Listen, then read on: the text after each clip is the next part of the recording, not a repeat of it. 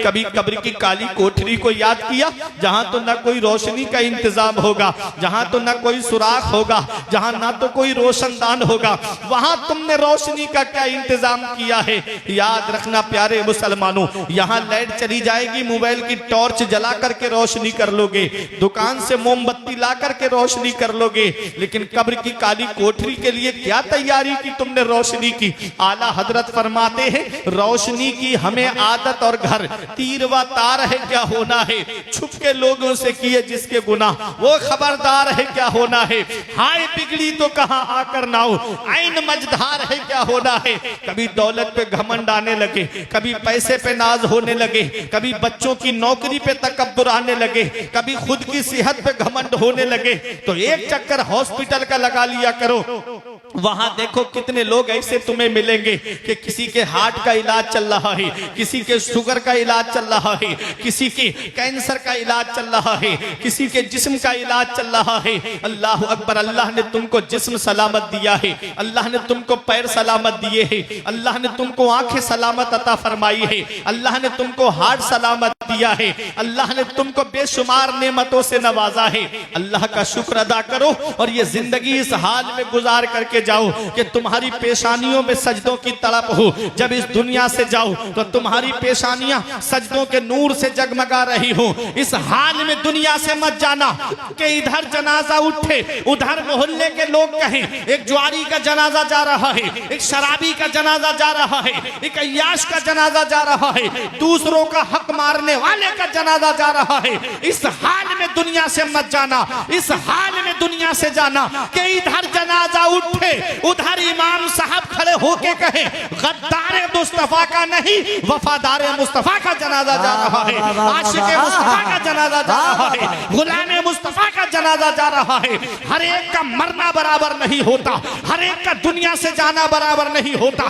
किसी के मरने पे घर वाले आंसू बहाते हैं, किसी के मरने पे बस्ती वाले आंसू बहाते हैं, किसी के मरने पे गांव वाले आंसू बहाते हैं, किसी के मरने पर उसके कस्बे वाले आंसू बहाते हैं, किसी के मरने पे शहर वाले आंसू बहाते हैं। अरे कुछ ऐसे भी अल्लाह के बंदे हैं कि जब उनके जनाजे उठते हैं तो लाखों लोगों की आंखों में आंसू होते हैं। अभी बरेली शरीफ में तुमने नहीं देखा, जब हुजूर ताजुश शरिया का जनाजा उठा लाखों लोगों की आंखों में आंसू थे और हर आंख में आंसू, हर आंख नम होके कह रही थी कि अख्तरे कादरी खुल्द में चल दिया, अख्तरे कादरी खुल्द में चल दिया, खुल्द वाह है हर एक कादरी के लिए। नारे तकबीर, नारे रिसालत, मसलके आला हजरत, फैजाने आला हजरत, फैजाने हुजूर ताजुश शरिया, जलसे ईसाले सवाब। माशाअल्लाह माशाअल्लाह माशाअल्लाह। हर एक का मरना बराबर नहीं होता,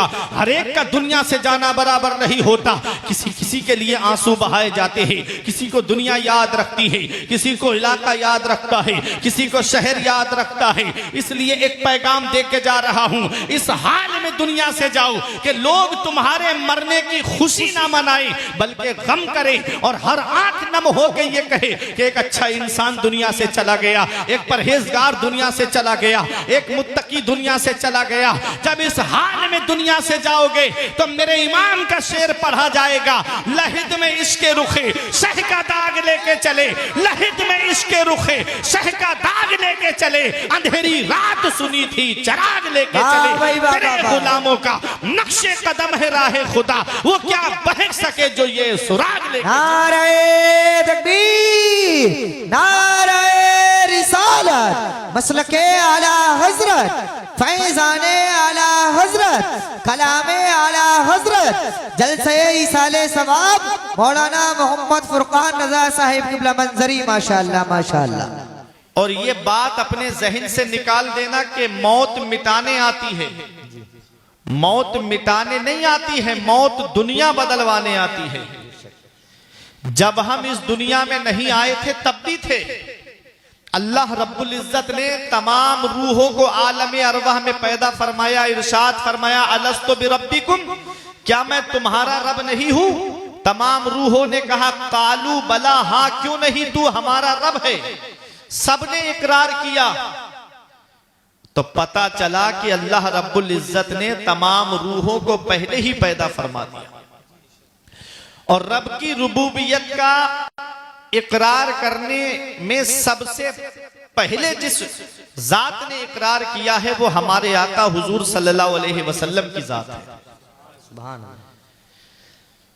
तमाम रूहें आलमे अरवा में थी। बर्थ के जरिए, पैदाइश के जरिए, माँ बाप के जरिए हम इस दुनिया में आए। इसे कहते हैं आलमे शहादत, मौजूदा दुनिया।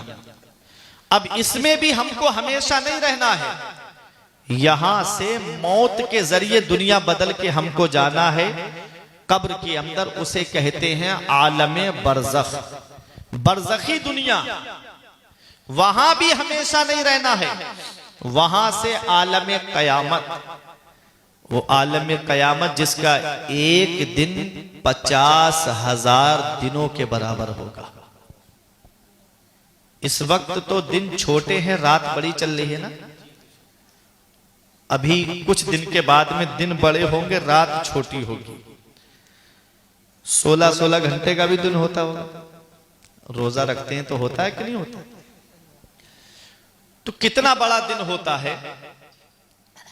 तो ये दिन हमको गुजारना मुश्किल हो जाता है। जरा सोचने वाली बात है। वहां का यहां के 50,000 दिनों के बराबर वहां का एक दिन होगा।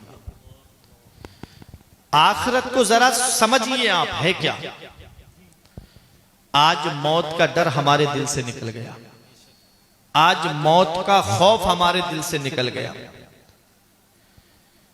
मौत, मेरे आका फरमाते हैं, ख्वाहिशों और लज्जतों को तोड़ने वाली चीज का कसरत से जिक्र किया करो। हजरत आयशा सिद्दीका रजी अल्लाह ताला अन्हा उम्मुल मोमिनीन ने अर्ज किया, या रसूल अल्लाह, ख्वाहिशों और लज्जतों को तोड़ने वाली चीज क्या है? नबी फरमाते हैं, वहियल मौत, वो मौत है। मौत को कसरत से याद किया करो। मेरे आका हुजूर सल्लल्लाहु ताला अलैहि वसल्लम जब आखिरी अय्याम थे, मेरे आका इस दुनिया जाहिरी से तशरीफ ले जाने वाले थे। मौत के वक्त कितनी तकलीफ होती है वो देखो। हजरत आयशा सिद्दीका बयान करती हैं कि एक कटोरे में पानी रखा हुआ था और आका अपने दस्ते मुबारक को उस पानी के अंदर डालकर अपने चेहरे अनवर पर पानी के हाथ को फेरते और कहते, अल्लाह मेरी नज़ा में आसानी फरमा, हे अल्लाह मेरी नज़ा में आसानी फरमा। बेशक मौला, मौत के वक्त बड़ी तकलीफ होती है।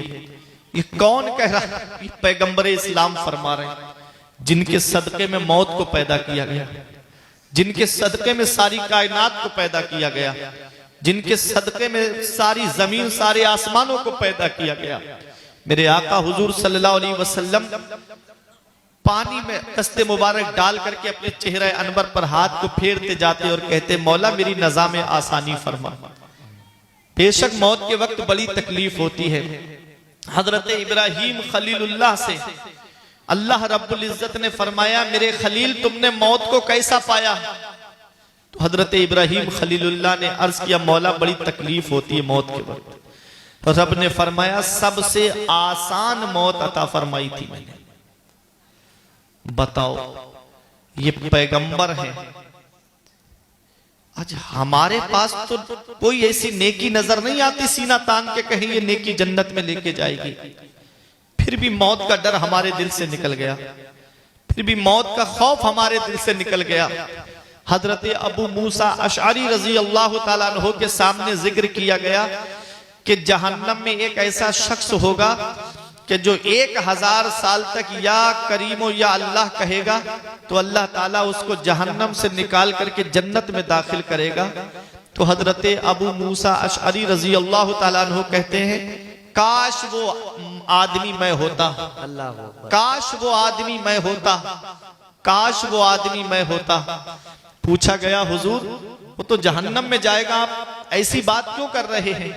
कहा, उसके बारे में यकीनी है कि वो जहन्नम से निकाल के जन्नत में दाखिल किया जाएगा, मेरे बारे में तो अभी कोई पता नहीं। पता चला आखिरी मामला ईमान के साथ दुनिया से जाने का है। अगर ईमान बचा के आदमी दुनिया से चला गया तो वो कामयाब है। बेशक। और पूरी जिंदगी नमाजें पढ़ी और आखिरी वक्त में अगर ईमान पर खात्मा नहीं हुआ तो समझ लो वो जन्नत में नहीं जाएगा, हमेशा जहन्नम में रहेगा। सही बात है। आज आदमी कह देता है आखिरी वक्त में क्या खाक मुसलमा होगा। ये शेर बहुत पढ़ा जाता है, नहीं पढ़ा जाता है। आखिरी वक्त का ही ईमान काबिल कबूल है। उस वक्त में आदमी ईमान बचा के ले गया। फमन ज़ुहज़िहा अनिन नार व उदखिलल जन्नता फ़क़द फ़ाज़। जिसको जहन्नम से निकाल करके जन्नत में दाखिल कर दिया गया वही कामयाब है। और जिसका खात्मा ईमान पर नहीं हुआ वो जन्नत में नहीं जाएगा। इसीलिए हमारे बुजुर्ग हमेशा दुआ मांगते थे, ए अल्लाह हमारा खात्मा ईमान पर फरमा, हमारा खात्मा ईमान पर फरमा। हमारे बुजुर्गों ने फरमाया है कि एक दुआ आदमी को दिन में 6 मरतबा पढ़ लेनी चाहिए।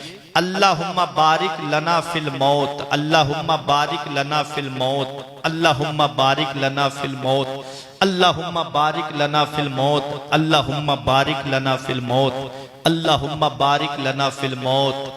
तो उम्मीद है कि अल्लाह ताला खात्मा ईमान पर नसीब फरमाएगा। सुभान अल्लाह, सुभान अल्लाह। मौत है क्या? मौत से किसी को छुटकारा नहीं है। हर नफ्स मौत का मजा चखने वाली है। हर जानदार को मौत का मजा चखना है। मौत मिटाने नहीं आती है, मौत दुनिया बदलवाने आती है। जब हम इस दुनिया में नहीं थे तब आलमे अरवा में थे। माँ बाप के जरिए, बर्थ के जरिए, पैदाइश के जरिए इस दुनिया में आए। इसे आलमे शहादत कहते हैं। इसमें हमेशा नहीं रहना है। मौत के जरिए हमें दुनिया बदल करके जाना है। जहां जाना है उसे आलमे बरज़ख कहते हैं। उसमें भी हमेशा नहीं रहना है। वहां से आलमे कयामत, वहां भी हमेशा नहीं रहना है। वहां से आमाल के हिसाब से या तो आलमे जन्नत या आलमे जहन्नम। हम मिटे कहा, हमने सिर्फ दुनिया बदली है, हमने सिर्फ जगह बदली है। अगर मौत मिटाने आती है तो जब इंसान का इंतकाल हो जाता है तो क्यों उसको महंगे से महंगा कपड़ा कफन में दिया जाता है। जब इंसान को मौत मिटा गई तो क्यों उसको गुस्ल दे करके पानी को जाया किया जा रहा है। अरे राजस्थान में कुछ इलाके ऐसे हैं जहां पानी कई कई मील दूर जाकर के मिलता है। जब किसी का इंतकाल होता है कई कई मील दूर से पानी ला करके उसको गुस्ल दिया जाता है। जब किसी के अजीज का इंतकाल होता है तो वो कहता है कि कफन में कपड़ा अच्छे से अच्छा लेकर के आना, मेरे अजीज को अच्छा कपड़ा पहनाना।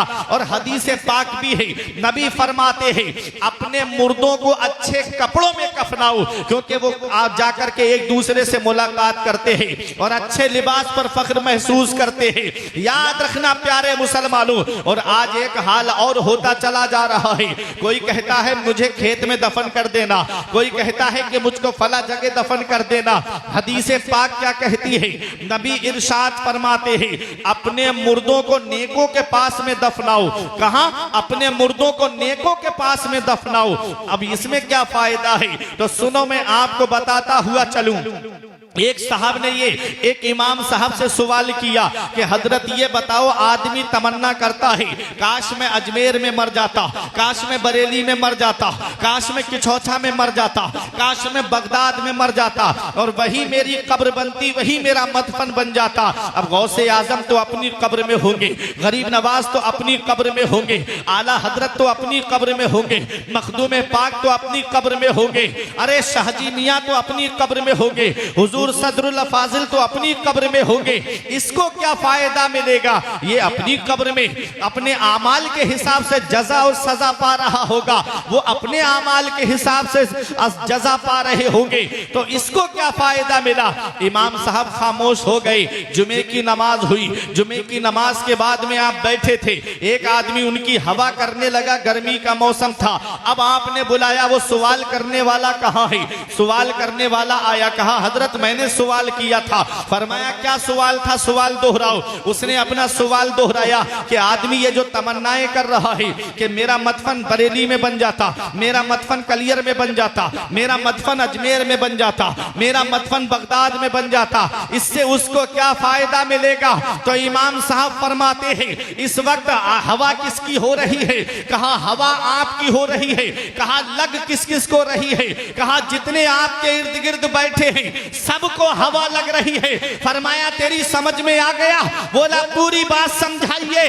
फरमाया हवा मेरी हो रही है, लग सबको रही है। अरे ये जो नबी ने फरमाया है अपने मुर्दों को नेकों के पास में दफनाओ, अगरचे वो गुनाहगार है, जब अल्लाह की रहमतें नेकों की कब्र पर नाजिल होंगी तो रहमत के छींटे आसपास की कब्रों पर भी पहुंच जाएंगे। नारे तकबीर, नारे रिसालत, मसलके आला हजरत, फैजाने आला हजरत अल्लामा फुरकान रजा साहिब किबला मंजरी जलसे ईसाले सवाब। माशाअल्लाह माशाअल्लाह माशाअल्लाह।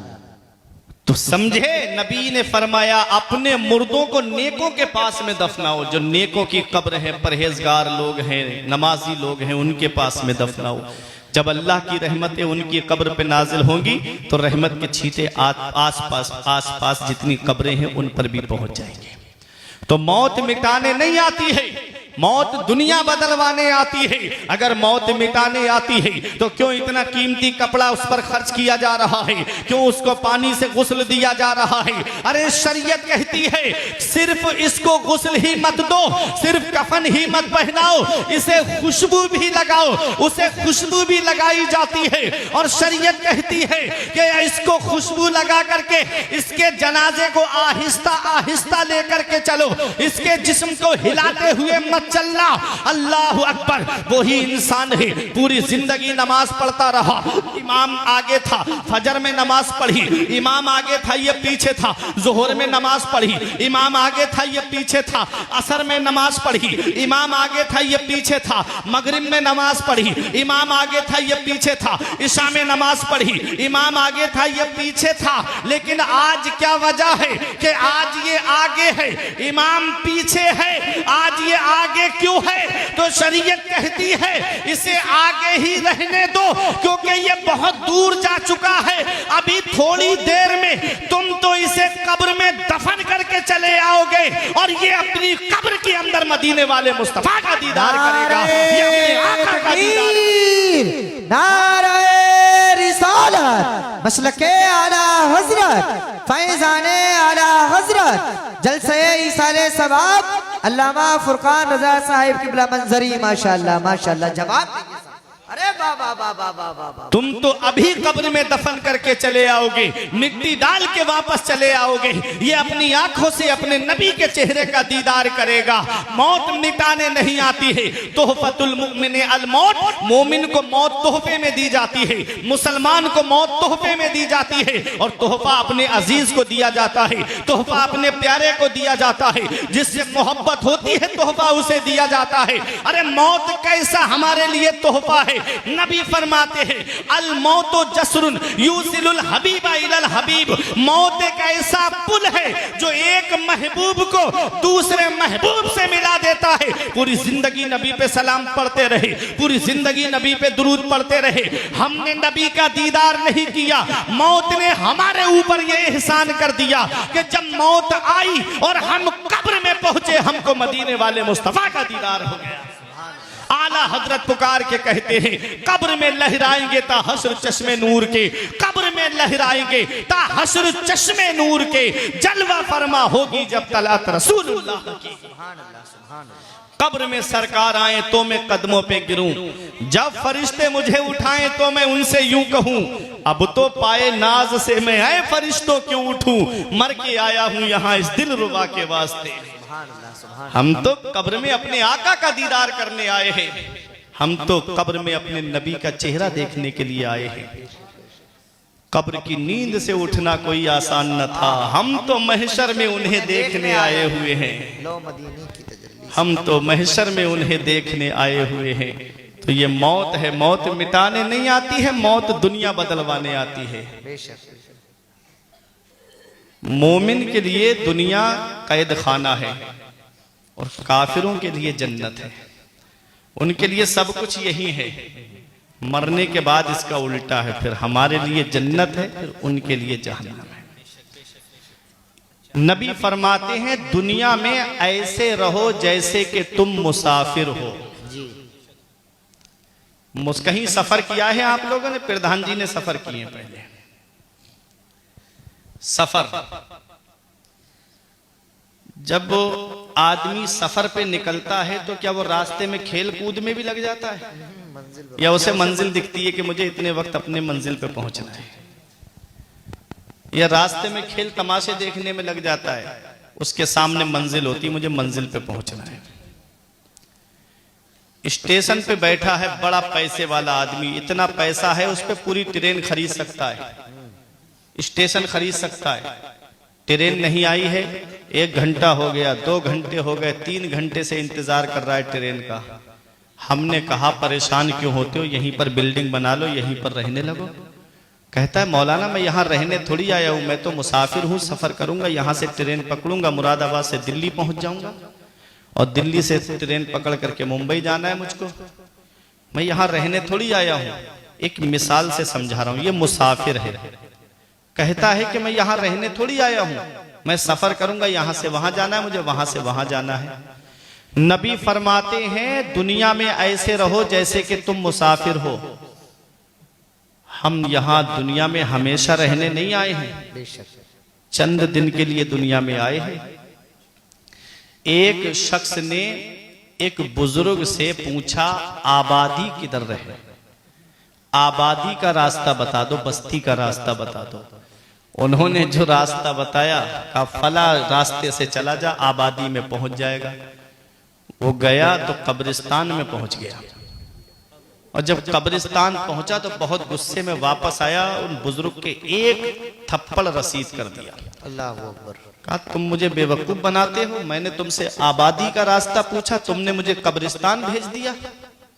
आपने फरमाया आबादी कहते किसको है, आबादी किसे कहते हैं? आबादी उसे कहते हैं जहां के रहने वाले कहीं जाए नहीं। जिसे तू आबादी कहता है, बता तेरे घर में तुझसे पहले कौन रहता था? कहा मेरे बाप रहते थे। कहा उनसे पहले? कहा उनके बाप रहते थे। कहा उनसे पहले? कहा उनके बाप रहते थे। कहा तो ये आबादी कहां हुई, ये तो मुसाफिर खाना हुआ। अरे आबादी वही है असल आबादी, कब्रिस्तान की, जहां के रहने वाले कहीं जाते नहीं हैं। असल आबादी वही है। आज उसी आबादी को हम भूल गए। हमने जान दे दे के तुझे आबाद किया है शहर खमूशा, लेकिन तेरे शहर की वीरानी नहीं जाती, लेकिन तेरे शहर की वीरानी नहीं जाती। याद रखो, उस कब्रिस्तान को देख लिया करो, एक चक्कर लगा लिया करो। वहां तुमसे ज्यादा दौलत वाले लेते हैं, वहां तुमसे ज्यादा पैसे वाले लेते हैं, वहां तुमसे ज्यादा सरमाए वाले लेते हैं। नौजवानों, कब्रिस्तान ऐसे जवानों से भरा पड़ा है जो कहते थे मौलाना साहब अगले जुमे से नमाज पढ़ने आएंगे।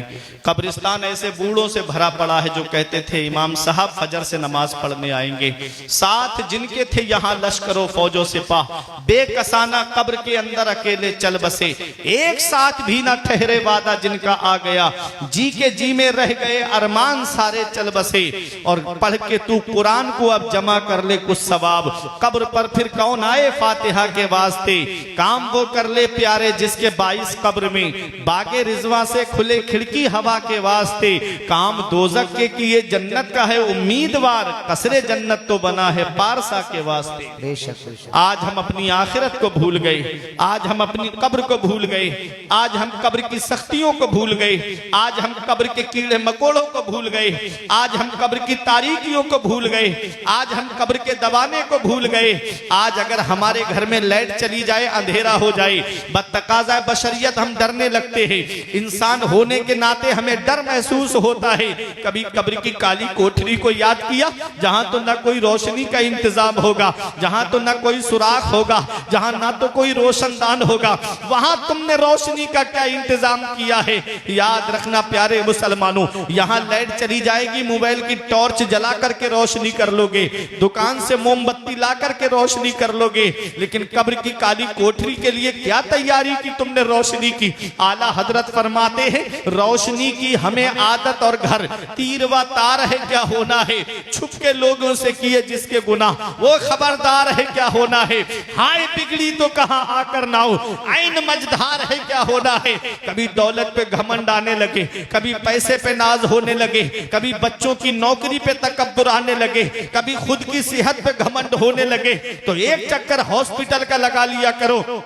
वहां देखो कितने लोग ऐसे तुम्हें मिलेंगे कि किसी के हार्ट का इलाज चल रहा है, किसी के शुगर का इलाज चल रहा है, किसी के कैंसर का इलाज चल रहा है, किसी के जिस्म का इलाज चल रहा है। अल्लाह अकबर। अल्लाह ने तुमको जिस्म सलामत दिया है, अल्लाह ने तुमको पैर सलामत दिए हैं, अल्लाह ने तुमको आंखें सलामत अता फरमाई है, अल्लाह ने तुमको हार्ट सलामत दिया है, अल्लाह ने तुमको बेशुमार नेमतों से नवाजा है। अल्लाह का शुक्र अदा करो और ये जिंदगी इस हाल में गुजार करके जाओ कि तुम्हारी पेशानियों में सजदों की तड़प हो। जब इस दुनिया से जाओ तो तुम्हारी पेशानियां सजदों के नूर से जगमगा रही हो। इस हाल में दुनिया से मत जाना कि इधर जनाजा उठे, उधर मोहल्ले के लोग कहें एक जुआरी का जनाजा जा रहा है, एक शराबी का जनाजा जा रहा है, एक अय्याश का जनाजा जा रहा है, दूसरों का हक मारने वाले का जनाजा जा रहा है। इस हाल में दुनिया से मत जाना, इस हाल में दुनिया से जाना कि इधर जनाजा उठे, उधर इमाम साहब खड़े होके कहे गद्दार मुस्तफा का नहीं वफादार मुस्तफा का जनाजा जा रहा है, आशिक मुस्तफा का जनाजा जा रहा है, गुलाम मुस्तफा का जनाजा जा रहा है। हर एक का मरना बराबर नहीं होता, हर एक का दुनिया से जाना बराबर नहीं होता। किसी के मरने पे घर वाले आंसू बहाते हैं, किसी के मरने पे बस्ती वाले आंसू बहाते हैं, किसी के मरने पे गांव वाले आंसू बहाते हैं, किसी के मरने पर उसके कस्बे वाले आंसू बहाते हैं, किसी के मरने पे शहर वाले आंसू बहाते हैं। अरे कुछ ऐसे भी अल्लाह के बंदे हैं कि जब उनके जनाजे उठते हैं तो लाखों लोगों की आंखों में आंसू होते हैं। अभी बरेली शरीफ में तुमने नहीं देखा, जब हुजूर ताजुश शरिया का जनाजा उठा लाखों लोगों की आंखों में आंसू थे और हर आंख में आंसू, हर आंख नम होके कह रही थी कि अख्तरे कादरी खुल्द में चल दिया, अख्तरे कादरी खुल्द में चल दिया, खुल्द वाह है हर एक कादरी के लिए। नारे तकबीर, नारे रिसालत, मसलके आला हजरत, फैजाने आला हजरत, फैजाने हुजूर ताजुश शरिया, जलसे ईसाले सवाब। माशाअल्लाह माशाअल्लाह माशाअल्लाह। हर एक का मरना बराबर नहीं होता, हर एक का दुनिया से जाना बराबर नहीं होता। किसी किसी के लिए आंसू बहाए जाते हैं, किसी को दुनिया याद रखती है, किसी को इलाका याद रखता है, किसी को शहर याद रखता है। इसलिए एक पैगाम दे के जा रहा हूं, इस हाल में दुनिया से जाओ कि लोग तुम्हारे मरने की खुशी ना मनाए बल्कि गम करें और हर आंख नम होके ये कहे कि एक अच्छा इंसान दुनिया से चला गया, एक परहेजगार दुनिया से चला गया, एक मुत्तकी दुनिया से चला गया। जब इस हाल में दुनिया से जाओगे तो मेरे इमाम का शेर पढ़ा जाएगा, लहिद में इश्क रुखे शह का दाग लेके चले, लहिद में इश्क रुखे शह का दाग लेके चले, अंधेरी रात सुनी थी चराग लेके चले। तेरे गुलामों का नक्शे कदम है राहे खुदा, वो क्या बहक सके जो ये सुराग लेके। नारे तकबीर, नारे रिसालत, मसलके आला हजरत, फैजाने आला हजरत, कलामे आला हजरत, जलसे ईसाले सवाब, मौलाना मोहम्मद फुरकान रजा साहिब किबला मंजरी। माशाअल्लाह माशाअल्लाह। तो अच्छे काम करके दुनिया से जाओ, नेक अमल करके दुनिया से जाओ, मुत्तकी बन के दुनिया से जाओ, परहेजगार बन के दुनिया से जाओ। शौकीन भाई और उनके भाइयों ने अपने वालिद मरहूम के ईसाले सवाब के लिए प्रोग्राम सजाया। मौत मिटाने नहीं आती है, मौत दुनिया बदलवाने आती है। बेशक बेशक। कयामत में सबकी मुलाकात होनी है, सब जमा होंगे कयामत के मैदान में। अपना अपना नामे आमाल तैयार रखो। हमारे बुजुर्गों ने फरमाया सबसे अक्लमंद इंसान वो है जो अपनी नेकी खुद करके जाए, सुभान अल्लाह, सुभान और सबसे बड़ा बेवकूफ इंसान वो है जो अपनी नेकी दूसरों पे डाल के जाए। अल्लाह अकबर, अल्लाह। आज हमारे बुजुर्ग भी इस प्रोग्राम में बैठे हैं, एक नसीहत लेके जाओ। जिस औलाद को आज मोबाइल चलाने से फुर्सत नहीं मिलती, तुम क्या समझते हो वो तुम्हारी कब्र पे जाकर कुरान पढ़ेंगे? जिस औलाद को व्हाट्सएप देखने से फुर्सत नहीं मिलती, वो क्या तुम्हारे लिए ईसाले सवाब करेंगे? जिस औलाद को आज फेसबुक चलाने से फुर्सत नहीं मिलती, वो क्या तुम्हारी कब्र पे जाकर के कुरान पढ़ेंगे? या तो औलाद को इस हाल में छोड़कर जाओ। मेरे आका फरमाते हैं इज़ा मातल इंसान इन क़ता अन्हु अमलुहु, जब इंसान मर जाता है तो उसके नामे अमाल का रजिस्टर बंद करके रख दिया जाता है। न कोई नेकी लिखी जाएगी, न कोई बुराई लिखी जाएगी, इल्ला मिन सलास, मगर 3 चीजें हैं जिसका सवाब मरने के बाद भी इंसान को मिलता रहता है। बेशक बेशक। वो 3 चीजें क्या हैं? नबी फरमाते हैं औ सदक़तिन जारिया, सदका जारिया, सदक़े जारिया। बेशक। सदक़े जारिया में बहुत चीजें आती हैं, जैसे कोई गरीब है, ठंड में ठिठर रहा था, तुमने उसको जैकेट ला करके दे दी सवाब की नीयत से, दिखावे के लिए नहीं, सवाब की नीयत से, तो तुम दुनिया से चले जाओगे, इसका सवाब मरने के बाद भी अल्लाह ताला तुमको अता फरमाएगा। मस्जिद में गए, टंकी खराब हो गई, खामोशी से बाजार गए और ला करके टंकी आपने लगा दी सवाब की नीयत से, आप दुनिया से चले जाएंगे, इसका सवाब अल्लाह ताला मरने के बाद तुमको अता फरमाएगा। कोई बल्ब फ्यूज हो गया था, आपने निकाला, दूसरा लाके लगा दिया। मदरसे में आप गए, मदरसे में बच्चों के पढ़ाई के लिए टिपाई वगैरह नहीं थी, या बैठने के लिए बच्चों को सर्दी में बेचारे फर्श पे बैठते थे तो सर्दी लगती थी, आपने मैट बिछवा दी मदरसे में, या आपने टिपाई बनवा दी, उस पे कुरान शरीफ रख करके बच्चे पढ़ रहे हैं, या कुरान पाक हदिया कराया मदरसे में, बच्चों को दे दिया कि इसमें पढ़ो। दुनिया से चले जाओगे, मरने के बाद इसका सवाब अल्लाह ताला कब्र में तुमको अता फरमाएगा। बेशक बेशक। सदका जारिया में बहुत चीजें आती हैं। कोई मेन चौराहा है, लोग गुजर रहे हैं, आ रहे हैं, जा रहे हैं, वहां पानी का इंतजाम नहीं है, आपने नल गड़वा दिया, वहां कुआं खुदवा दिया, तो उसका सवाब भी, मुसाफिर पानी पिएंगे, जाएंगे, इसका सवाब अल्लाह ताला मरने के बाद तुमको कब्र में अता फरमाएगा। ये सदका जारिया है। बहुत चीजें आती हैं सदका जारिया में। दूसरी बात नबी फरमाते हैं औ इल्मिन युनतफ़अ बिही, या ऐसा इल्म छोड़ कर गया कि जिससे लोग फायदा हासिल कर रहे हैं। जैसे हाफिज कासिम रजा साहब ने किसी को कुरान शरीफ पढ़ा दिया, अब उसने दूसरे को कुरान शरीफ पढ़ाया, फिर उसने आगे किसी को कुरान शरीफ पढ़ाया, ये दुनिया से चले भी जाएंगे ना तो इसका सवाब अल्लाह ताला कब्र में इनको अता फरमाएगा। एक मिसाल से मैंने आपको बताया, अल्लाह सबकी उम्र दराज फरमाए। तीसरी बात नबी फरमाते हैं औ वलदिन स्वालिहिन यदउ लहू, या ऐसी औलाद छोड़ कर जाए कि जो अपने माँ बाप के लिए बख्शिश और मगफिरत की दुआ करती रहे। ऐसी औलाद छोड़ कर जाए जो अपनी औलाद, अब जो औलाद माँ बाप के लिए बख्शिश और मगफिरत की दुआ करती रहे। अब बताओ, जो औलाद मोबाइल पर फिल्में देखे, गाने सुने और मैच में 2.5 घंटे बर्बाद करे और माँ बाप के लिए ईसाले सवाब न करे, तो बताओ माँ बाप को कब्र में तकलीफ पहुंचेगी कि नहीं पहुंचेगी? या तो इस हाल में अपनी औलाद को बना करके जाओ। एक पैगाम दे रहा हूं भजनपुर सैफनी वालों, दिल की तख्ती पे लिख लेना, मौत का कोई भरोसा नहीं है, हर एक की तकदीर अल्लाह ने लिखी है, चाहे वो आलिम हो, चाहे हाफिज हो, चाहे डॉक्टर हो, चाहे इंजीनियर हो, चाहे प्रोफेसर हो।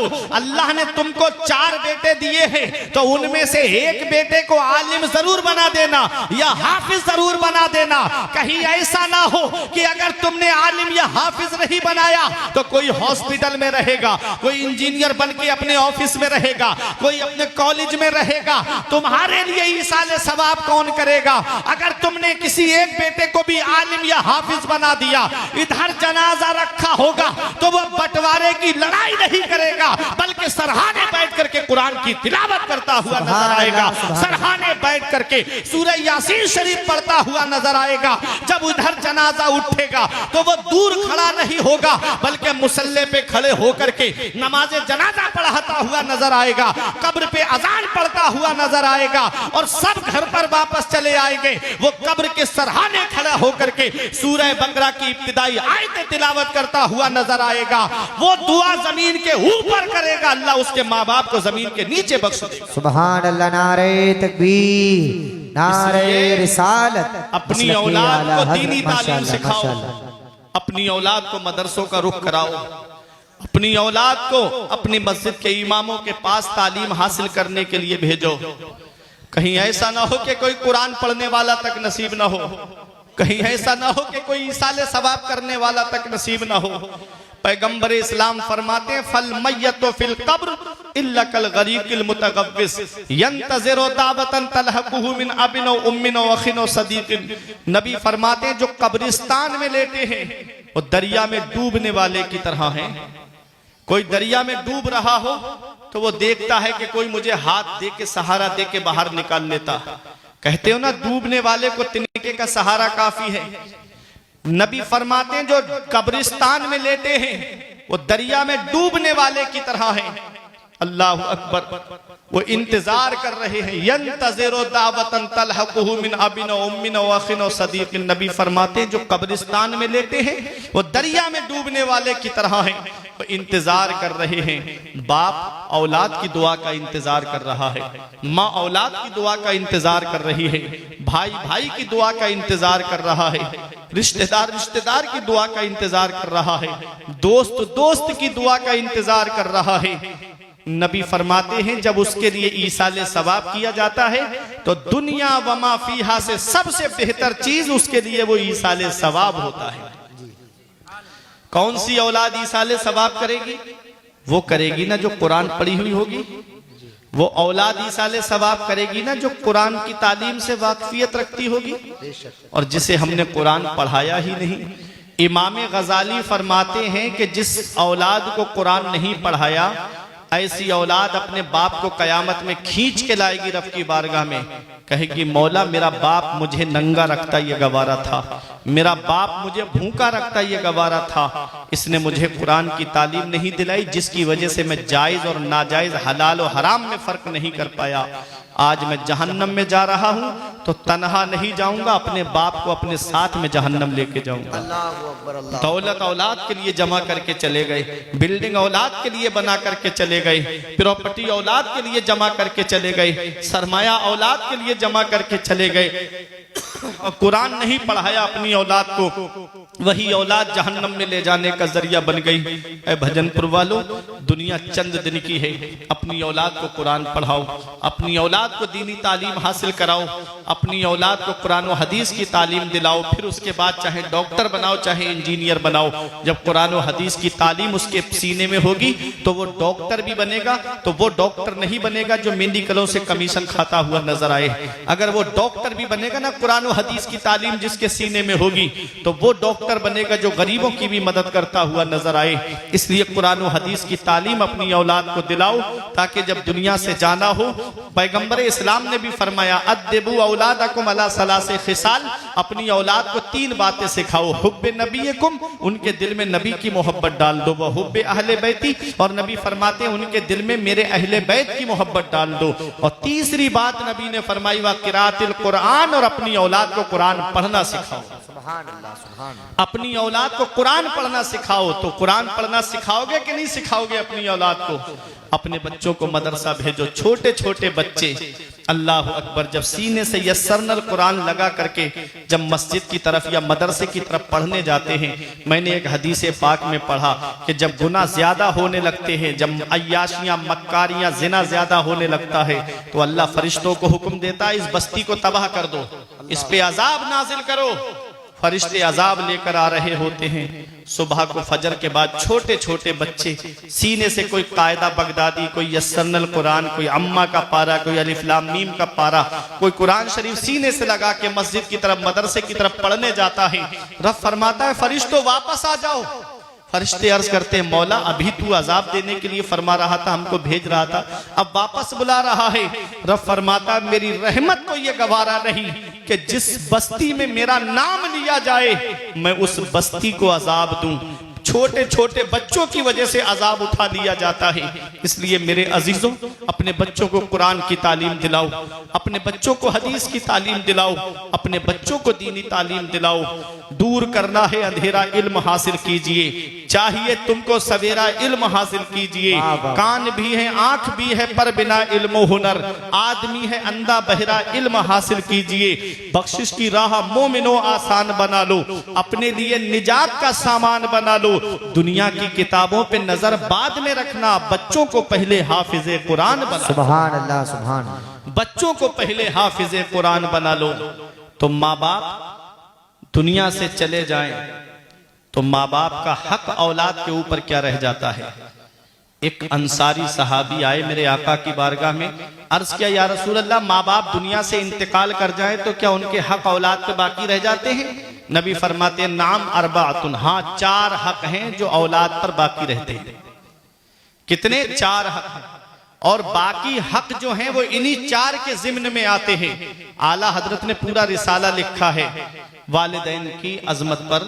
मैं बताऊं आपको 4 हक क्या हैं औलाद के ऊपर माँ बाप के, जो उनके इंतकाल के बाद भी बाकी रह जाते हैं। नबी फरमाते हैं अस्सलातो अलैहिमा, उनकी नमाज जनाजा पढ़ना। औलाद के ऊपर यह हक है माँ बाप का कि वो अपने माँ बाप की नमाज जनाजा पढ़े।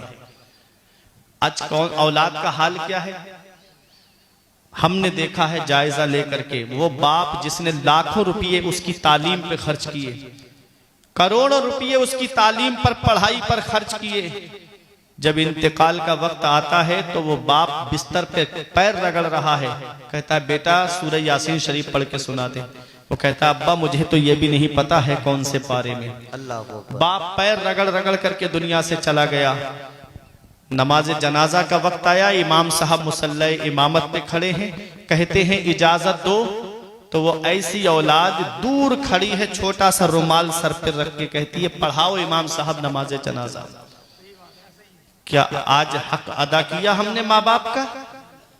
नबी ने क्या फरमाया, माँ बाप के इंतकाल के बाद औलाद पे यह हक रह जाता है माँ बाप का, अस्सलातो अलैहिमा, के वो अपने माँ बाप की नमाज जनाजा पढ़ें। एक हक। दूसरा हक नबी फरमाते हैं व इस्तिगफारो लहुमा, उनके लिए बख्शिश और मगफिरत की दुआ करते रहे। बेशक। कितने हो गए? बात मेरी समझ में आ रही है आप लोगों की? 2 हक हो गए माँ बाप के जो उनके इंतकाल के बाद भी औलाद पर बाकी रहते हैं।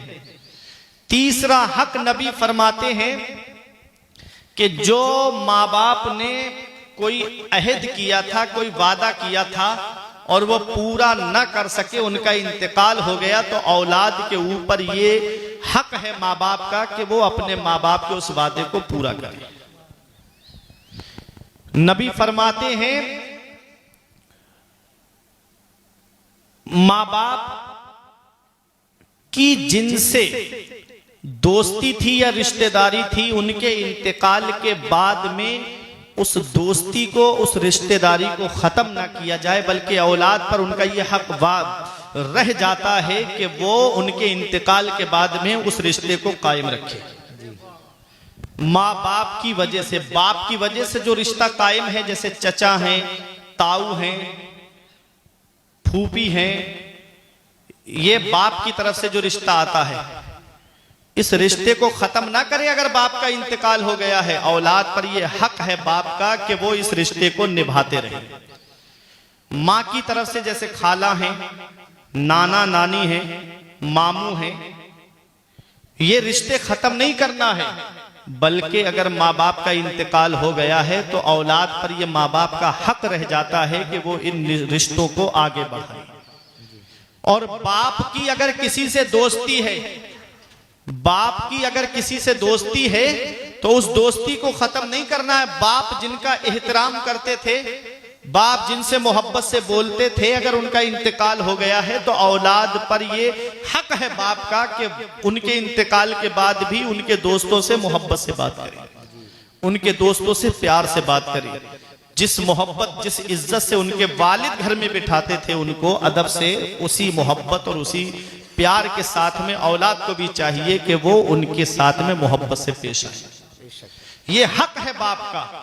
तो माँ बाप अल्लाह की बहुत बड़ी नेमत है। माँ बाप अल्लाह की बहुत बड़ी नेमत है। इसका पता हमें तब चलता है जब इनका साया हमारे सर से उड़ जाता है, जब इनकी चारपाई हमारे घर से उड़ जाती है, तब हमें एहसास होता है हम कितने बड़े साये से महरूम हो गए। तब हमें एहसास होता है कि हम कितनी बड़ी जात के साये से महरूम हो गए। हमारे बुजुर्गों ने फरमाया, बाप आंगन में लगे हुए पेड़ की तरह होता है। जब शिद्दत की गर्मी पड़ती है, जब शिद्दत की धूप पड़ती है, जब गरम गरम लू के थपेड़े होठों को खुश्क कर देते हैं, तो सबसे बेहतर और मुनासिब साया दरख्त का होता है। आदमी गर्मी में पेड़ के नीचे कुर्सी डाल के बैठे आराम मिल जाता है, गर्मी में पेड़ के नीचे चारपाई बिछा के बैठे सुकून मिल जाता है। पेड़ के पत्ते देखना दोपहर में ऊपर से गर्म होते हैं, लेकिन नीचे बैठने वाले को छांव पहुंचाते हैं, नीचे बैठने वाले को सुकून पहुंचाते हैं। हमारे बुजुर्गों ने फरमाया, बाप आंगन में लगे हुए पेड़ की तरह होता है। जिस दिन ये पेड़ आंगन से उखड़ गया, उस दिन धूप भी परेशान करेगी, गरम गरम लू के थपेड़े भी परेशान करेंगे।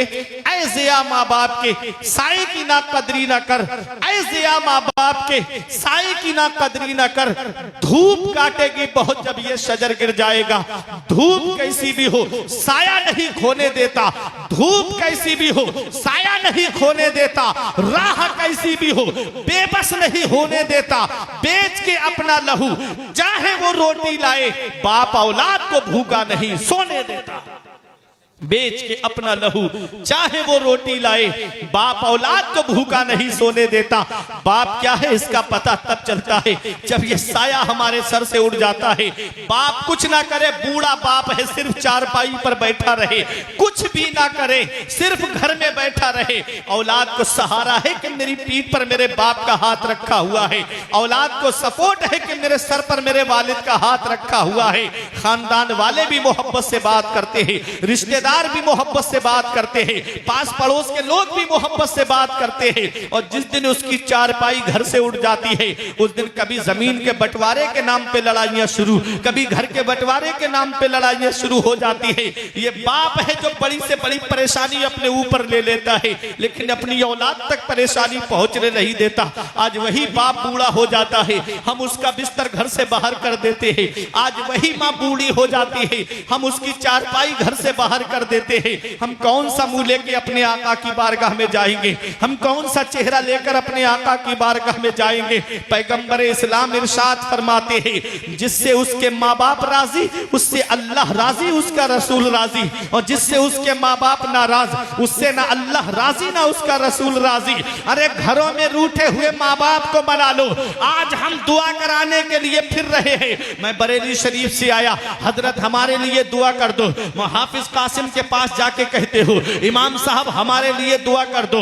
हसनैन भाई से कहते हो हमारे लिए दुआ कर दो। इधर नाजिम खलीली मिले दुआ कर दो, इधर फारूक रजा बरकाती मिले कहते हो दुआ कर दो, इधर हाफिज फिरोज मिले कहते हो हमारे लिए दुआ कर दो, इधर मौलाना नसीम मंजरी मिले कहते हो हमारे लिए दुआ कर दो।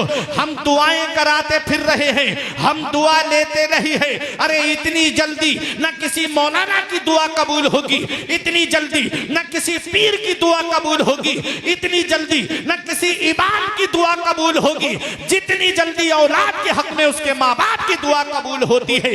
नबी फरमाते हैं, माँ बाप की दुआ औलाद के हक में ऐसे कबूल होती है जैसे नबियों की दुआ उम्मत के हक में कबूल होती है। जैसे नबियों की दुआ रद्द नहीं होती, ऐसे ही माँ बाप की दुआएं रद्द नहीं होती है। मेरे सर से मेरी सारी मुसीबत टाल देती है, मेरी माँ मेरे दामन में दुआएं डाल देती देती है, परेशान हो अंधेरों से तो जाओ माँ के कदमों में, वो जब चाहे मुकद्दर में उजाले डाल देती है। और धूप कैसी भी हो साया नहीं खोने देता, राह कैसी भी हो बेबस नहीं होने देता, बेच के अपना लहू चाहे वो रोटी लाए, बाप औलाद को भूखा नहीं सोने देता। नारे तकबीर, नारे रिसालत, मसलके आला हजरत, फैजाने आला हजरत, फैजाने औलिया इकराम। माशाअल्लाह, ये माँ बाप की दुआ है बहुत अच्छा जो बुलंद मकाम दे देती है।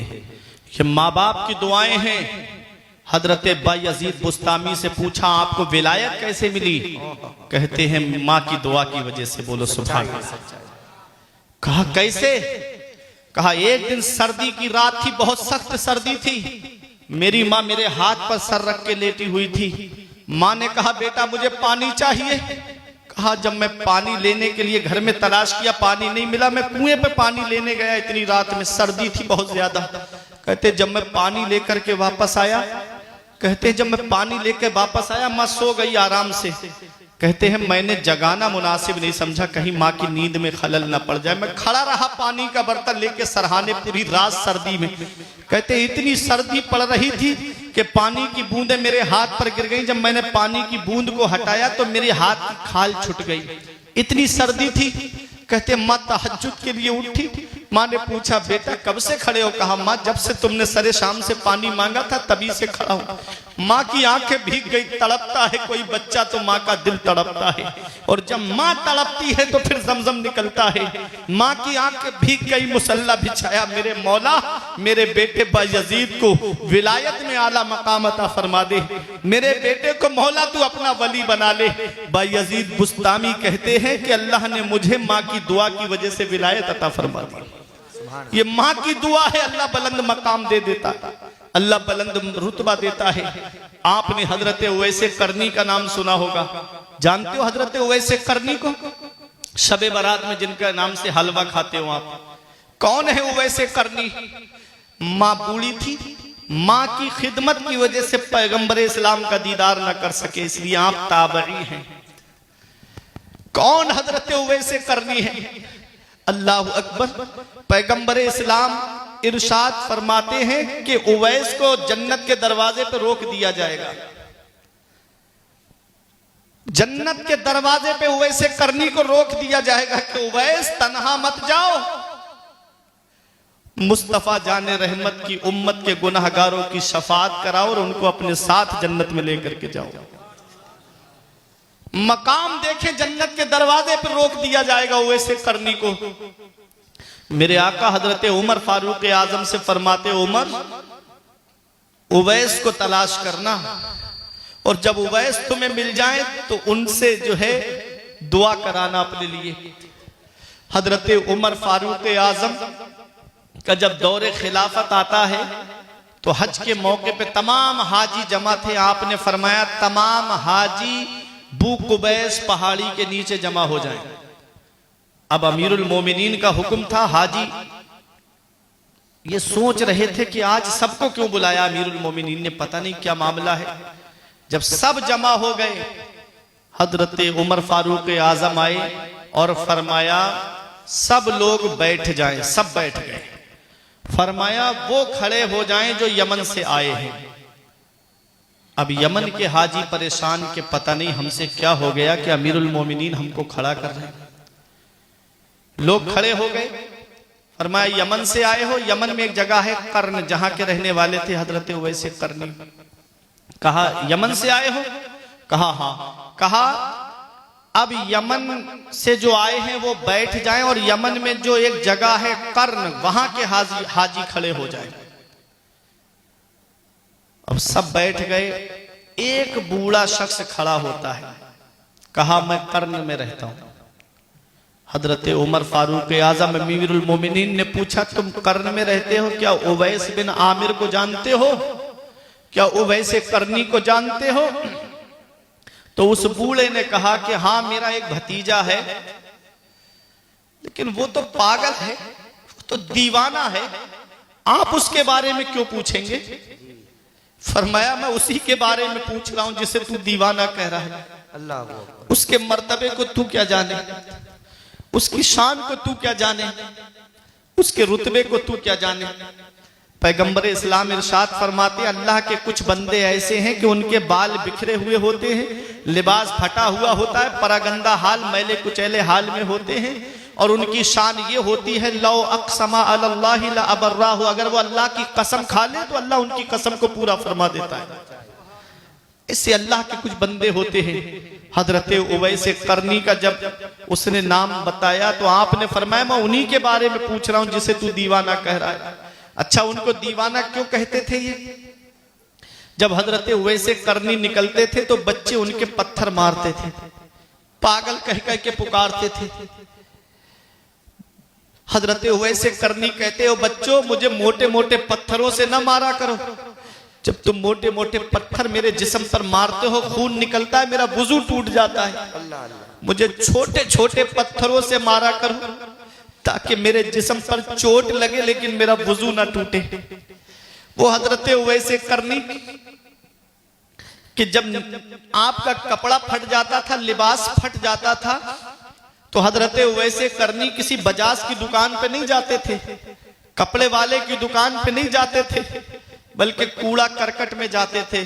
घूरे जिसको हम लोग बोलते हैं, पड़ा रहता है कूड़ा, वहां जाकर के लिबास तलाश करते थे। कोई कपड़ा मिल जाता है उसको धोते, पाक करते और फिर उसका पेबंद लगा करके अपने लिबास में रखते थे। अल्लाह अल्लाह।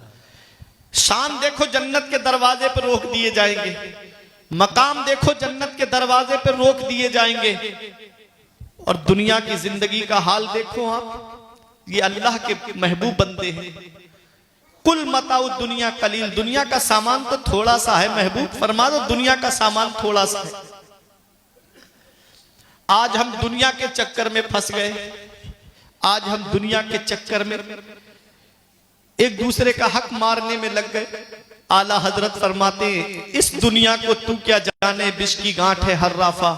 सूरत देखो जालिम की तो कैसी भोली भाली है, शहद दिखाए जहर पिलाए कातिल डाइन शौहर कुश, इस मुर्दार पे क्या ललचाया, दुनिया देखी भाली है। सूना जंगल रात अंधेरी छाई बदली काली है, सोने वालों जागते रहियो चोरों की रखवाली है। अल्लाह अकबर। ये दुनिया है क्या? शेख सादी फरमाते हैं उम्र बरफस्त व आफताबे तमूज, अंधुके मांद व ख्वाजा गुर्रा हुनूज। उम्र तो बर्फ की तरह है और अषाढ़ का सूरज, अषाढ़ का सूरज, मई जून की गर्मी देखी आपने कैसी गर्मी पड़ती है, और ये बर्फ की डेली को आप ढेले को आप हाथ पर रखो, धूप में खड़े हो जाओ, क्या बर्फ बाकी रहेगा? पिघल जाएगा। यही उम्र का हाल है हमारा कि उम्र बढ़ती चली जा रही है। लोग कहते हैं कि अभी मैं 20 साल का हुआ हूं, बुढ़ापे में नमाज पढ़ूंगा। क्या पता नौजवानों बुढ़ापा देखने को मिला या नहीं मिला, कोई पता नहीं। मौत का कोई भरोसा नहीं, कब आ जाए, किस जगह और किस हाल में आ जाए। आगाह अपनी मौत से कोई बशर नहीं, सामान 100 बरस का है, पल की खबर नहीं। अभी मेरे बड़े अजीज दोस्त हाफिज हामिद साहब के वालिद साहब का इंतकाल हुआ। दुआ करो परवरदिगार आलम उनकी मगफिरत फरमाए, जन्नतुल फिरदौस में आला से आला मकाम अता फरमाए। बड़े अजीज दोस्त मेरे, 9:30 बजे उनसे मेरी बात हुई थी, बहुत कोई बात नहीं। वालिद साहब भी आराम से लेटे थे और वो भी सुकून से लेट गए, परिवार वाले भी लेट गए। अचानक से तबीयत खराब हुई और जरा सी देर में उनका इंतकाल हो गया। मौत का कोई भरोसा है? मौत का कोई पता है? कब आ जाए, किस जगह और किस हाल में आ जाए? ऐ मेरे अजीजों, मौत की तैयारी करो, मरने से पहले मरने की तैयारी करो। मूतू कबला अन तमूतू, मरने से पहले मरने की तैयारी करो। मौत का कोई भरोसा नहीं मेरे अजीजों। हजरत उवैस करनी की दुनियावी जिंदगी आप देखें, कपड़ा फट जाता है तो आप कपड़े वाले की दुकान से नया कपड़ा नहीं खरीदते। अल्लाह अकबर। घूड़ा कूड़ा करकट की जगह पे जाकर के कोई कपड़ा मिल जाता है, उसे पाक करते और उसको ला करके अपने लिबास में पेबंद लगा लेते। भूख लगती, जब भूख ज्यादा बेचैन कर देती तब आप तालाब की तरफ जाते थे। लोग सब्जी धो करके अपनी सब्जी बेचने के लिए बाजार ले जाते थे, तो जो पत्ते रह जाते थे वहां पर उन पत्तों को खा करके गुजारा करते थे। मकाम जन्नत के दरवाजे पर रोक दिए जाएंगे। अल्लाह अकबर, शान देखें, अजमत देखें। रब फरमाएगा अकेले मत जाओ वैस, अपने आका की गुनहगार उम्मत की शफात करो और उसको अपने साथ जन्नत में लेकर के जाओ।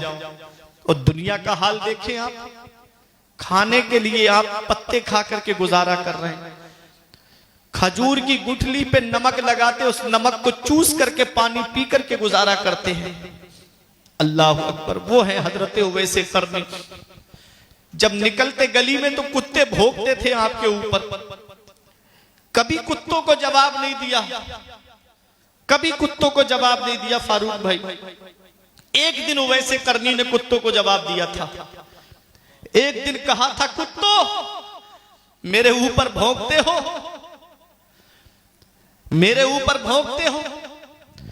अगर कल कयामत के दिन मैं पुल सिरात पार कर गया तो मैं तुमसे बेहतर हूं, और अगर मैं पुल सिरात पार नहीं कर पाया कुत्तों तो तुम मुझसे बेहतर हो।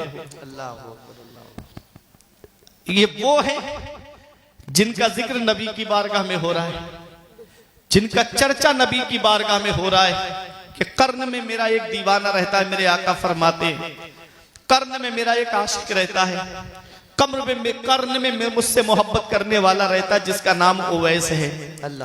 अल्लाह अकबर, ये शान, ये मकाम, ये अजमत। और कुत्तों से फरमा रहे हैं, कुत्तों मेरे ऊपर भौंक रहे हो, मुझ पर मत भौंको। अगर कल कयामत के दिन पुल सिरात में पार कर गया तो मैं तुमसे बेहतर हूं, और अगर मैं पुल सिरात पार नहीं कर पाया तो तुम मुझसे बेहतर हो। अल्लाह अकबर, ये है हजरत उवैस करनी। क्या शान है, क्या अजमत है, क्या मकाम है।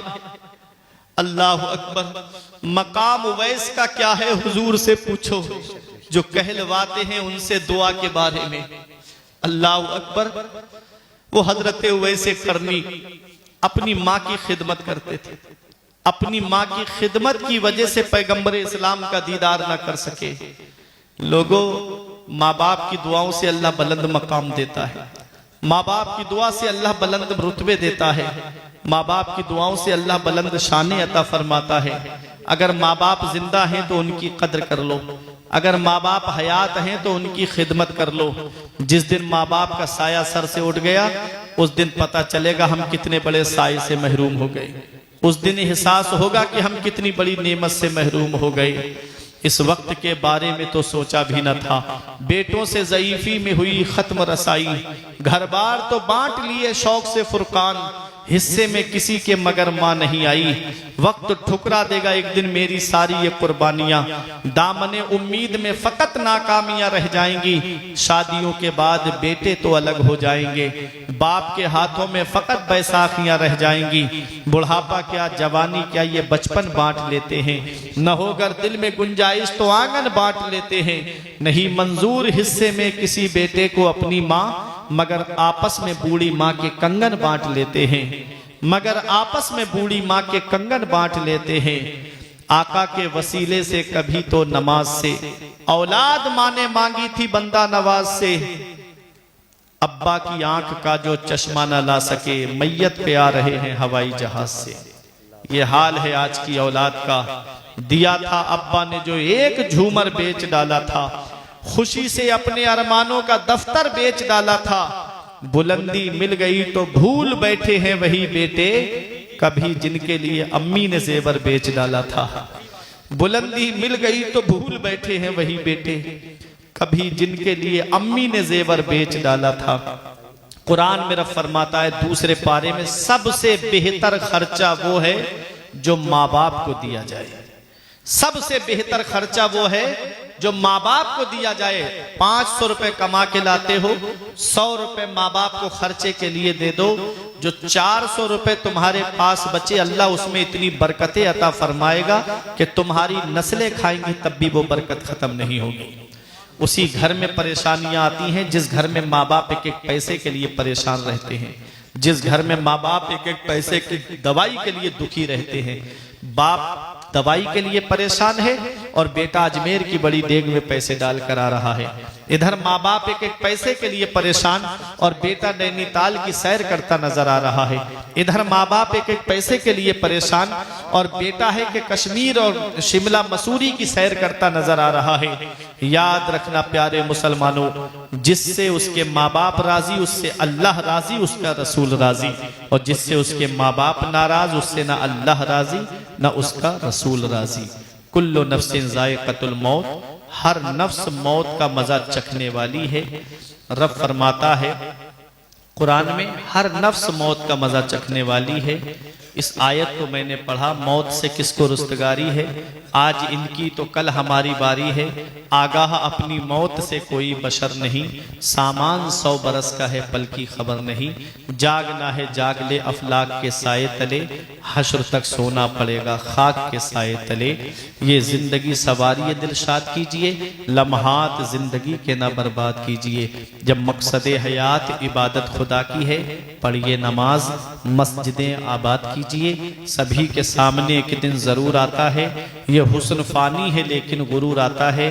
किसी क्रीम से पाउडर से कुछ नहीं होता, नमाज पढ़ने से चेहरे पे नूर आता है। किसी क्रीम से पाउडर से कुछ नहीं होता, नमाज पढ़ने से चेहरे पे नूर आता है। जिस्म फानी है, सजाने की जरूरत क्या है, हुस्न दुनिया को दिखाने की जरूरत क्या है। ऐसे आमाल करो कि रूह से खुशबू आए, इत्र कपड़ों पे लगाने की जरूरत क्या है। परवरदिगार आलम की बारगाह में दुआ है कि मेरे कुछ अर्ज करने में सबकत लिसानी की वजह से या बतकाज़ा बशरियत कोई गलती हो गई हो तो मौला मुझे माफ़ फरमाए। अस्तगफिरुल्लाह रब्बी मिन कुल्ले ज़ंबियों व अतूबु इलैहि। कलमा तय्यब पढ़े मेरे साथ मिलकर के, ला इलाहा इल्लल्लाहु मुहम्मदुर रसूलुल्लाह सल्लल्लाहु ताला अलैहि वसल्लम। परवरदिगार आलम की